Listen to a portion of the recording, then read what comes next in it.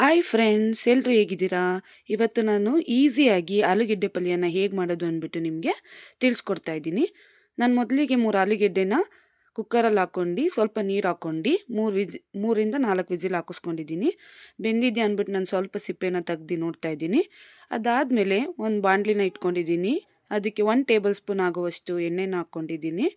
ಎಣ್ಣೆ ಕಾದ ನಂತರ ಸ್ವಲ್ಪ ಸಾಸಿವೆನ ಹಾಕ್ಕೊತಾ ಇದ್ದೀನಿ.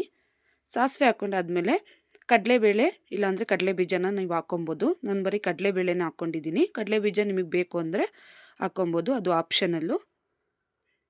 ಕಡಲೆಬೇಳೆ ಸ್ವಲ್ಪ ಕೆಂಪಗಾಗೋವರೆಗೂ ನೀವು ಎಣ್ಣೆಯಲ್ಲಿ ತೇಲ್ಸ್ಕೊಬೇಕಾಗುತ್ತೆ. ಅದಾದಮೇಲೆ ನಾನು ಒಂದು ಈರುಳ್ಳಿನ ಹಚ್ಕೊಂಡು ಹಾಕ್ಕೊತಾ ಇದ್ದೀನಿ. ಅದ್ರ ಜೊತೆಲೇ ಹಸಿಮೆಣ್ಸಿನ್ಕಾಯಿ ಇಲ್ಲಾಂತಂದರೆ ಹಣ್ಣಾಗಿರೋ ಮೆಣಸಿನ್ಕಾಯಿನ ನೀವು ಹಾಕ್ಕೊಬೋದು ಆಗುತ್ತೆ. ಖಾರ ನೋಡ್ಕೊಂಡು ಹಾಕ್ಕೊಳ್ಳಿ.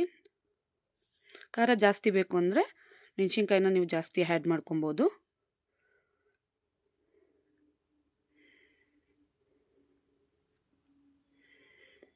ನಾನು ಈರುಳ್ಳಿನ ಒಂದು 3ರಿಂದ 4 ನಿಮಿಷದವರೆಗೂ ಎಣ್ಣೆಯಲ್ಲಿ ಚೆನ್ನಾಗಿ ಫ್ರೈ ಮಾಡ್ಕೊತಾ ಇದ್ದೀನಿ.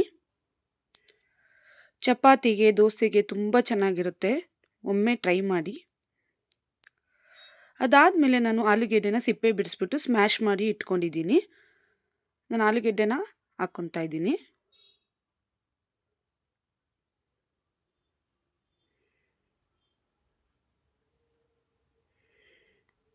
ಅದಾದಮೇಲೆ ನಾನು ಆಲೂಗೆಡ್ಡೆನ ಚೆನ್ನಾಗಿ ಮಿಕ್ಸ್ ಮಾಡ್ಕೊತಾ ಇದ್ದೀನಿ. ನನ್ನ ವಿಡಿಯೋ ಏನಾದರೂ ನಿಮಗೆ ಇಷ್ಟ ಆಗ್ತಾಯಿದ್ರೆ ಪ್ಲೀಸ್ ನನ್ನ ವಿಡಿಯೋಗೆ ಲೈಕ್ ಮಾಡಿ, ಕಮೆಂಟ್ ಮಾಡಿ, ನನ್ನ ಚಾನಲ್ಗೆ ಸಬ್ಸ್ಕ್ರೈಬ್ ಮಾಡ್ಕೊಳ್ಳಿ.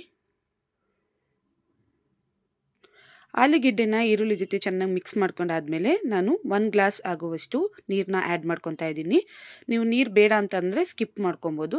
ನಾನು ಸ್ವಲ್ಪ ತೆಳುವಿರಲಿ ಪಲ್ಯ ಅಂತ ಅಂದ್ಬಿಟ್ಟು ನಾನು ನೀರನ್ನ ಆ್ಯಡ್ ಮಾಡ್ಕೊತಾ ಇದ್ದೀನಿ. ಅದಾದಮೇಲೆ ರುಚಿಗೆ ತಕ್ಕಷ್ಟು ಉಪ್ಪನ್ನ ಆ್ಯಡ್ ಮಾಡ್ಕೊತಾ ಇದ್ದೀನಿ. ಸ್ವಲ್ಪ ಅರಿಶಿನ ಆ್ಯಡ್ ಮಾಡ್ಕೊತಾ ಇದ್ದೀನಿ. ಅರಿಶಿನ ಬೇಕು ಅಂದರೆ ಹಾಕ್ಕೊಳ್ಳಿ, ಇಲ್ಲಾಂದರೆ ಸ್ಕಿಪ್ ಮಾಡಿ. ನಾನು ಲಾಸ್ಟಿಗೆ ಕೊತ್ತಂಬರಿ ಸೊಪ್ಪನ್ನ ಹಾಕ್ಕೊಂಡು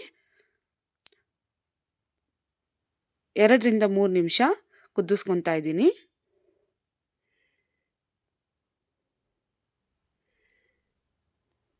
ಅರಿಶಿನ, ಉಪ್ಪು, ಕೊತ್ತಂಬರಿ ಸೊಪ್ಪನ್ನ ಚೆನ್ನಾಗಿ ಮಿಕ್ಸ್ ಮಾಡ್ಕೊಳ್ಳಿ.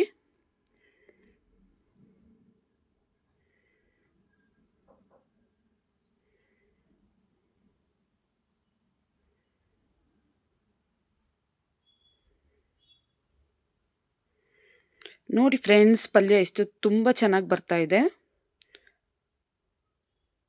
ಬೇಗ ಕೂಡ ಆಗುತ್ತೆ. ಬೆಳಿಗ್ಗೆ ಟಿಫನ್ಗೆ, ರೆಸಿಪೀಸ್ಗೆ, ಚಪಾತಿ ಜೊತೆಗೆ, ದೋಸೆ ಜೊತೆಗೆ ಕಾಂಬಿನೇಷನ್ ತುಂಬ ಚೆನ್ನಾಗಿರುತ್ತೆ. ನನ್ನ ವಿಡಿಯೋ ಏನಾದರೂ ನಿಮ್ಗೆ ಇಷ್ಟ ಆದರೆ ಪ್ಲೀಸ್ ಶೇರ್ ಮಾಡಿ.